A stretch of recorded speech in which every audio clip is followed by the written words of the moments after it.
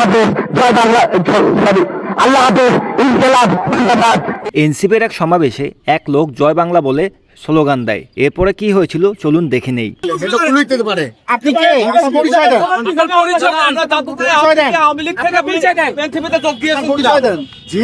আপনি আওয়ামী লীগ থেকে এনসিপিতে যোগ দিয়েছেন না, কেন দিচ্ছেন এটা সেটা বলতে না। আপনার মুখে কিভাবে স্লোগানে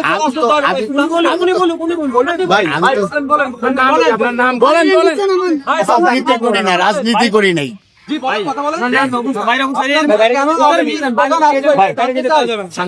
হইতে পারেন। যারা আগে কি করতেন? আগে কোনো দল করতেন আপনি? আপনার বাসা কোথায়?